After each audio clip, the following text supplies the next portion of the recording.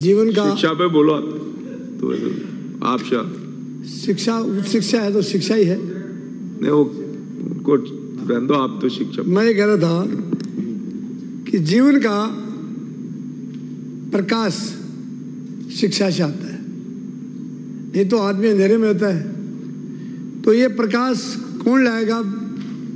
ये आपकी सरकार लेके आएगी। पहले राजस्थान में कॉलेज कितनी थी? 208 कितनी थी?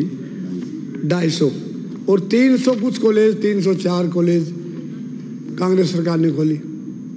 कॉलेज तो खूब हो गई, जहाँ मांगी वहीं मिल गई, लेकिन भूमि की कमी की वजह से मेरे क्षेत्र की बात कर रहा हूँ मैं, सूरजगढ़ में कॉलेज नहीं बन पा रही है।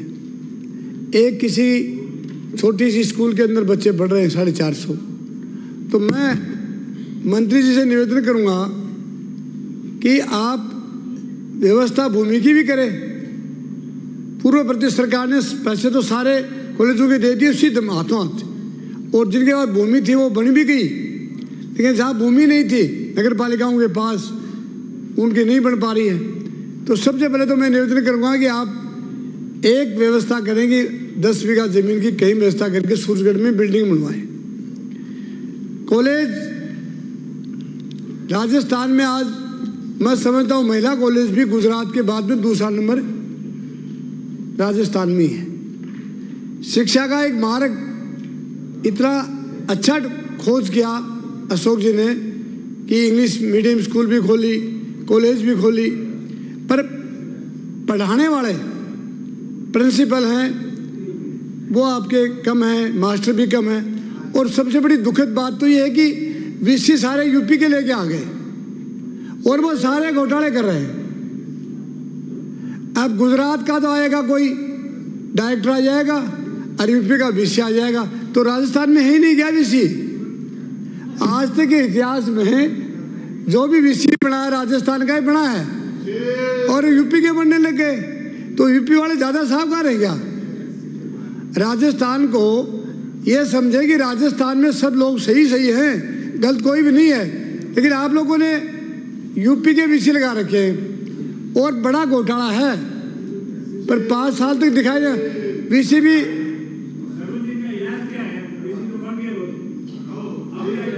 हाँ?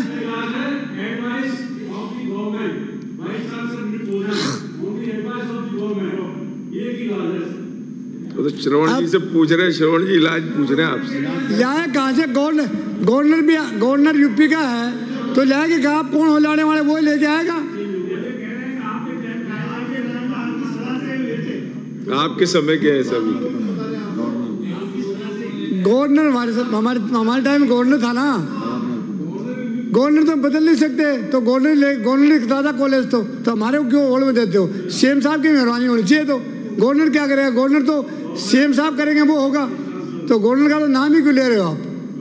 मैं ये कह रहा था कि वीसी जो भी है वो आपको राजस्थान के रखने चाहिए। जो कुछ गड़बड़ भी करें तो पकड़ में आ जाएं। ये जब जिस दिन हटाओगे उस दिन यूपी से ले जाएंगे, आपके कहाँ हाथ आएंगे? हमारी सरकार की तरफ के है ना, तो आप हटा दो ना। आपको इसलिए जनता ने मान्य, जब आपकी सरकार में आपकी तो होटल में बंद थी और उस समय वो कुलपति नियुक्त हुए थे। मैं कह रहा हूं कि सरकार ने, हमारी सरकार ने कोई गड़बड़ की, उसका मैंडेट आपको दिया ना कि आप ठीक करो। इसलिए दिया क्या कि आप चर्चा करते रहोगे। ट्रेन में बैठने वाला कहेगा तुम पहले तो ट्रेन निकल जाएगी, फिर रुकेगा कब? चलो मानते तो मेरी सलाह मान लेते तो आपको अच्छे दिन आ जाते, लेकिन आप मानते तो नहीं हो, यही तो रोना है। आप तो जब भी खड़े होते हो पूर्ववर्ती सरकार ने क्या किया, हमने सारी गड़बड़ की, अच्छा आप कर दो ना। ये बात ही क्यों करते हो? भूल जाओ, तभी तो सरकार बदलती रहती। नहीं, ज्योति बसु ने 33 साल तक बंगाल में राज किया था, क्यों? वो ये नहीं कहता था कौन क्या है, वो कहता मैं जो करूँगा वो अच्छा करूँगा, सोच के करूँगा। 33 साल के बाद उसने स्वयं ने इस्तीफा दिया कि मैं अब मुख्यमंत्री नहीं रहना चाहता। और मैं ये भी कहता हूँ, राज आने के बाद में और घर में बीबी आने के बाद में जानी नहीं चाहिए। जाति क्यों कारण है? ये जिसकी बीपी भाग जाए, आपका अनुभव सही है, आइए सही ना। हाँ। जिसकी बीपी भाग जाए वो ये समझो कि खुद कमजोर है, और जिसका राज आया असरा जाए वो खुद कमजोर है। ये आपका अनुभव परफेक्ट है। मैं ये थोड़ी कह रहा हूँ इधर से क्यों कह रही हूँ, अनुभव की बात है, आपका अनुभव सही है। मेरे को देखते देखते उस विधानसभा में मैं था, इसमें भी हूँ, देखते देखते यही है, एक बार तुम एक बार हम। ये नहीं होना चाहिए। राज करके दिखाओ, जो राज 15-20 साल लोगों को लगे कि राज कौन कर रहा है, राज कैसे चल रहा है। अब लेफ्ट हैंड की गाड़ियां पहले थी, अब राइट हैंड की गाड़ियां आ गई। बात तो वही हुई ना, गाड़ी तो वही है, संभालेंगे, इसलिए संभाल करो। मेरी आवाज तो ये है कि आप काम करिए। राजस्थान की जनता को लगना चाहिए कि राज बदला है। अभी तो 6 महीने में तुमने कुछ भी नहीं किया है। एक लोटा पानी का नहीं पिलाया, एक कोई नई गाड़ी नहीं लेके आए हो, एक नई कोई कॉलेज नहीं खोली है, नगर पालिका 1-2 नगर पालिका खोल दी तो मालूम नहीं है। अभी तक तो आपने कुछ भी नहीं किया है। अब जिसकी स्टार्टिंग गड़बड़ होती है उसका एंड भी बुरा होता है। अब आप ये कहोगे आप क्यों करे हो, आपका एक्सपीरियंस भी मेरे से कम है, ज़्यादा नहीं है। मैं ये कह रहा हूँ 44 साल का एक्सपीरियंस है मेरा। मैंने देख लिया, न तो अफसरों की बात करते हैं, न तो अफसर आपकी मानते हैं, वो मनमर्जी करते हैं और आपकी बात सुन लेंगे, सर कह देंगे, करेंगे नहीं। इनको ट्रेनिंग में यही पढ़ाया जाता है अफसरों को कि सर को तोड़ना नहीं और फड़ी फोड़ना नहीं। तो ये बात चाहे कांग्रेस वाले हो, इनको सर करके राजी कर देते। मैं कह रहा हूँ ऑर्डर में जान होनी चाहिए। ऑर्डर अगर आपने दिया है या तो नो का हो या यस का हो, पर ऑर्डर खाली नहीं जाना चाहिए। अब जब का ऑर्डर देते हैं मंत्री लोग क्या कहते हैं, साहब देख लेना। क्या देख लेना, क्या देख लेना, इट विल बी डन, काम चाहता हूँ या रिप्लाई दीजिए। ये जब तक कहने की इच्छा नहीं होगी तब तक काम नहीं होगी। इच्छा तो सबकी है पर इच्छा शक्ति नहीं है, और जब तक मानव की इच्छा शक्ति नहीं होती है तब तक वो प्रोग्रेसिव नहीं हो सकता। तो आप बदलिए अपना डरा बदल दिए। अगर जो अफसर, मैं डेली देखता हूँ, सर देख लेना, सर वो है क्या, सर वो है क्या, सर तो तुम हो अगर मानो हो तब तो। क्योंकि राज लोकतंत्र में सर कौन है, जो सुन के आता वो सर है। हमारा प्रशासनिक अधिकारी है वो भी सर है, लेकिन वो ऑफिस में सर है, आपके सामने सर नहीं है। आप लोग सर के बार बात करते हो, क्या चलाओगे राज, नहीं चलेगा। मैं भी कह रहा हूं अगर राज करना है तो बगैर टोरे के बगैर राज नहीं होगा, और टोरा जिसके पास होगा उसका राज भी पक्का चलेगा। अब की सरवर जी आपकी सलाह माना के ठरके से राज करेंगे, ये पालोगे तो दोबारा नंबर पड़ जाएगा, नहीं पड़ेगा। अफसरों को खुश करना, अफसर तो रात को 12 बजे अपना राज बदलाना, डर्रा बदलाना, सबको जानते। कई हमारे एमएलए बोलते थे, साहब मेरा एसडीएम लगा दो, मेरा तहसीलदार लगा दो, क्यों बावड़ हो रहे हैं। कुछ नहीं है, ये अपना काम निकालते हैं, गंडो पाड़ो खेत के बाहर, ये गन्ना पाड़ते खेत के बाहर चले जाते, तो मतलब नहीं किसने बोया था, किसने काटेगा। माननीय सदस्य, अफसरों पर थोड़ी चर्चा चल रही है, अपन तो शिक्षा पे चलो शिक्षा पर आ रहे। तकनीकी शिक्षा देखिए आप, हमारी सरकार ने बोलेंगे फ्री लॉन्च है, ये तो क्या बता रहे हो, इनको रोको ही मत आप, फ्री लाइन चलती है। आप चलता संसदीय मंत्री जब कह दिया, आप कुछ भी बोल सकते हो, फिर आप पेड़ा क्यों पा रहे हो। ये सदन में अध्यक्ष के बाद संसदीय मंत्री होता है, ये हाँ भरी ली, हमारी कोई दिक्कत थोड़ी है। अभी हमारे पिलानी में तकनीकी कॉलेज खोल दी। पिलानी तो इंजीनियरिंग के नाम की नगरी है, और वहाँ भी खोल दी। अब वहाँ खोल तो दी, लेकिन कौन आए, बंद पड़ी है, कोई बिल्डिंग नहीं बनी। ऐसी चीजें कई कांग्रेस सरकार में हुई जिनका उपयोग नहीं था, बगैर उपयोग की। जब आदमी भूखा ही नहीं है और अधिक खाना खा जाए तो एसिडिटी होगी, और क्या होगा। तो इसलिए गलत किया, ये भी नहीं करना चाहता। आवश्यकता की चीज जहाँ जरूरत है वहाँ खोलने से क्या फायदा मिलेगा, और उससे सरकार की नीति और निर्देशक भी अच्छे रहेंगे। इसलिए मैं कहूँगा आपको जहाँ भी जरूरत है। अब मैं अभी 3-4 दिन पहले वित्त मंत्री जी को कह रहा था कि मेरे सूरजगढ़ में 1936 में नगर पालिका बनी थी, आज तक संसदीय मंत्री जी उसकी सेवरेज लाइन नहीं पड़ी। मैं कांग्रेस सरकार में भी कह दिया, धारीवाल साहब को भी, कागज ले लिया, पता नहीं कौन से खड्डे में डाल दिया, देखा ही नहीं। धारीवाल साहब से बोला था, नहीं बोला था आपने? धारीवाल साहब से? धारीवाल साहब तो अब तो ठंडा हो रहा है, टाइम देखा कौन करता, अब तो ठंडे हुए, क्योंकि जब ठंडा होता है ना आदमी, जब सबको मालूम हो जाए ठंडा हो गया। ये मंत्री है ना, ये मैं तो मंत्री बना नहीं, मैं तो प्रधान सरपंच सब रह लिया, एमएलए कई बार रह लिया, लेकिन मंत्री है ना, मंत्री से बनता उसके सेकंड रात को कौन सा देवी देवता आता है, इनको पागल बना देता है, ये देखते ही नहीं है, और 5 साल में लाल चिट्टू हो जाते हैं और लाल होकर के बैठ जाते हैं।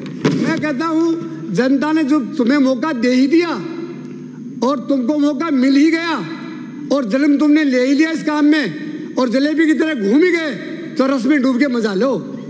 मेरा कहना मतलब जनता का काम करके लोगों को बताओ कि मैं क्या हूँ, और जो जनता को काम करेगा उसका आज ही तो कल उसका प्रतिफल मिलेगा। कोई कहता है कि मैंने काम किया मेरे को प्रतिफल नहीं मिला, मैं कहता दुनिया की कोई ताकत नहीं कि कर्मों को कोई खा जाएगा, दुनिया की कोई ताकत नहीं सत्यता को कोई दुला देगा, कोई दुनिया की कोई ताकत नहीं सोने के ऊपर काई डाल देगा। जो सोना होगा सोना ही होगा और पित्तल होगा वो पित्तल ही होगा। जो आदमी काम करेगा वो इस सदन में धड़ाले से बोलेगा और गांव में जाके गली में बोलेगा। अभी हमारे मंत्री जी कह रहे थे, ट्रांसपोर्ट की बात कर रहे थे, ट्रांसपोर्ट में मंत्री जी इतना बड़ा घोटाला है, अगर आप आंख फाड़ के देखोगे दोनों आंखों में 2 चश्मे लगाने पड़ेंगे। आप देखिए, अब रोडवेज की बातें करते हो, रोडवेज को धूमिल करने वाले तो बीजेपी सरकार ही है, प्राइवेटाइजेशन कर दिया, प्राइवेट गाड़ियों को परमिट दे दिए। कहाँ जरूरत थी, कहाँ जरूरत थी? तो हमारे पास रोडवेज अवेलेबल है, हम रोडवेज के इतने बड़े लाजमों को चला रहे हैं, जगह जगह हमने डिपो खोल रखे, उसके बाद प्राइवेटाइजेशन कर दिया ना। आगे आगे बस जा रहे हैं प्राइवेट, पीछे जा रहे हैं रोडवेज। रोडवेज कौन बैठेगा? प्राइवेट वाला एसी बस लेके चल रहा है। क्यों संसदीय मंत्री जी गलत तो नहीं कह रहा हूँ? अब आप ये बताइए, आपने परमिट दे दिए, किसने दिए? सरकार ने दिए, हमने दिए नहीं। और वो प्राइवेट बसें आज हालत ये कर दी कि रोडवेज के कर्मचारी बगैर तनख्वाह के 6-6 महीने तक बैठे रहते हैं और हड़ताल करते हैं और सरकार के सिरदर्द बन जाते हैं। उसके बाद कोई मुख्यमंत्री जी की मेहरबानी होती है, वो दूसरे फंड से उठा के रोडवेज में फंड देता है और वो तनख्वाह उठा देता है। ऐसा नहीं, रोडवेज बहुत बड़ा बेनिफिट का एक कारखाना है, पर उसको यूज करने वाले नहीं थे, उसको चलाने वाले नहीं। उसको अगर सही ढंग से चलाया जाए तो रोडवेज आज राजस्थान में नहीं पूरे हिंदुस्तान में इतने यात्री उड़ते हैं कि वो कभी भी फेल नहीं हो सकती। अब टूट जाती है, टायर फट जाता है, उसके बाद भी ड्राइवर चलाता रहता है, तेल का एवरेज निकालने का नाम नहीं। सारी चीजें 10 चीजें गाड़ी के अंदर होती हैं जो मूलभूत आवश्यकता है उनको सही नहीं करते हैं, इसलिए रोडवेज फेल होती है। ब्रेक फेल हो गए, आदमी मर गया, उसका क्लेम आ गया, ब्रेक फेल होते गाड़ी क्यों नहीं खड़ी की? खड़ी हो जाना चाहिए साइड में, यात्री दूसरी गाड़ी में बैठाए कैसे भी करे, लेकिन पता नहीं एक ड्राइवर की वजह से कितना बड़ा नुकसान हो गया, जो हजारों आदमी को बेघर हो गए, किसी का एक बच्चा मर गया तो कितने लोगों को नुकसान हुआ है। उसके बाद ड्राइवर दारू शराब पी करके गाड़ी चलाता है, जो गाड़ी शराब पी के ड्राइवर चलाता है उस ड्राइवर को इमीडिएट टर्मिनेट करना देना चाहिए। कितनी बड़ी प्रॉपर्टी लेके वो चल रहा है, कितने बड़े लोगों का जीवन लेके चल रहा है, और वो शराब पी के अपने जीवन की लीला खत्म तो कर ही चुका, जनता की लीला खत्म करने के लिए चला है। 2 मिनट में अपनी मेहरबानी करिए, 5 मिनट दे दो। 2 मिनट क्या 2 मिनट में आपको? 2 मिनट में बहुत कह दोगे आप, बोलने वाले नहीं मिलेंगे आपको, और बढ़ा देंगे। बोलो से टाइम क्यों? मैं कह रहा हूँ जब इतनी बड़ी लीला खत्म कर रहा मान्य उप मुख्यमंत्री जी, इससे बड़ा और क्या होगा? और वो ड्राइवर फिर कहते हैं आज उसको माफ कर दो, चार्जशीट। किस बात की चार्जशीट? इमीडिएट टर्मिनेट करिए ना। एक्शन दुनिया की सबसे बड़ी कुंजी है, और जिसका एक्शन कमजोर है वो दुनिया का सबसे कमजोर व्यक्ति है। ऐसे व्यक्तियों को आपने, एक आदमी कंडक्टर 500 रुपए की चोरी में पकड़ा गया, कोई बात नहीं, एक पूरी गाड़ी को सिल के लेके जा रहा है, फिर भी कहते हैं 12 महीने में फिर आ जाएगा। क्यों आ जाएगा भाई? किसने कहा था? तनख्वाह से काम नहीं चलता है क्या? सिलिंग लेके जा रहा है, 5000 रुपये कमा लिए, डिग्गी में मार लेके चल रहा है, सरकार का टैक्स खा रहे हो? नहीं, ऐसा नहीं होगा। आदमी नौकर की हैसियत होनी चाहिए, राजनीति करने वाले राजनीति की हैसियत होनी चाहिए। अगर वो भी ओवरफ्लूट होता है तो फेल हो जाएगा। इसलिए रोडवेज की सबसे बड़ी आपने एक बहुत बड़ी कुंजी लेके आए कि 500 बसें नहीं खरीदोगे, नहीं खरीदोगे तो उसमें आपको नेम भी नए बढ़ाने पड़ेंगे, ड्राइवर भी आपको चतुर लेने पड़ेंगे, कंडक्टर भी आपको टीआई वगैरह 200 पहले होते थे, आजकल तो आपको टीआई नहीं है। सारे असिस्टेंट मैनेजर सारे आपने अवॉलिश कर दी पोस्ट है, और कोई आपके पास टीआई नहीं है, एटीआई नहीं है। क्यों नहीं है? चेकिंग तो होनी चाहिए। जब तक इस हिंदुस्तान में चेकिंग नहीं होगी तब तक हिंदुस्तान का आदमी काम नहीं करेगा। आप एक नई बात, और रोड बेस पे ये सब सिस्टम तो आपने कर ही दिया था, प्राइवेटाइजेशन कर दिया, उसी दिन रोड बेस फेल हो गई थी। डीटी ऑफिस को देखिए आप, डीटी ऑफिस को आपने प्राइवेटाइजेशन कर दिया। आपका फिटनेस कौन करेगा? प्राइवेट आदमी करेगा, और प्राइवेट आदमी को 5,000 रुपये दे देंगे तो गाड़ी को देखेगा नहीं, प्राइवेट आदमी उसको फिटनेस कर देगा। आज से 15 दिन पहले केस पकड़ा गया कि गाड़ी थी गुजरात में, फिटनेस हो गई झुंझुनू में। जब मालूम हुआ वो एक्सीडेंट हो गया तब उसने कहा गाड़ी तो उस दिन तो झुंझुनू थी। बोलो साहब गुजरात में एक्सीडेंट हुआ है, ये कि माना सभापति मुझे कितनी बड़ी बात है। विडम्बना जो फिटनेस गाड़ी की very important VVIP very very important figure होता है। अगर जिसकी फिटनेस ही सही नहीं है वो गाड़ी क्या चलेगी? और उसकी फिटनेस हो रही है बगैर कागजों में और वो चल रही है। आपके डीटी ऑफिस में पास बनाने, परमिट बनाने वाले प्राइवेट, एक मिनट, प्राइवेट लाइसेंस बनाते हैं, सारा सिस्टम प्राइवेट हो गया, प्राइवेट हो गया। उसके बाद में नई बात और सुनिए आप, आपके डीटी ऑफिस में आपका इंस्पेक्टर अगर कोई बॉर्डर पे लगा हुआ गुजरात में, उसका ट्रांसफर हो सकता है, हरियाणा बॉर्डर पे तो हो जाएगा, लेकिन वो जाएगा नहीं, घूमता हुआ वही बॉर्डर पे रहेगा। क्यों रहेगा बॉर्डर पे? 12 महीने के बाद में बॉर्डर से उसको हटाइए और इंस्पेक्टर लगाइए। वो अपनी शर्त जमा रखी है, चोरी करते हैं, दारू वालों भूमाफियों से, दारू माफियों से मिले हुए हैं और गुजरात में दारू ले भेजते हैं। इस तरह की मध्यांतियों को दूर नहीं करेंगे। माननीय उप मुख्यमंत्री जी, अपने को साथ तो जन्मे नहीं थे कि मुख्यमंत्री बनेंगे या कुछ बनेंगे। जब आई गए और अपने मन में कर ली, ठान ली, तो सुधार करिए। बहुत सारे लोग आए, मैंने देखा, पकड़े गए चोरी में और वो जेल में पड़े, जेल में पड़े, उनका कोई निशाना नहीं है। आप तो एक ठान लीजिए, प्राइवेटाइजेशन आपने जो किया है, प्राइवेटाइजेशन मोदी जी की शौक है। प्राइवेटाइजेशन तो मोदी जी ने रेल को प्राइवेट कर दिया, यहाँ भी माननीय सभापति महोदय, इसलिए मैं कहना चाह रहा हूँ, आप देखिए, मन में ठानिए और करिए, आपका नतीजा अच्छा होगा और आपका नाम होगा। संख्या 22, 24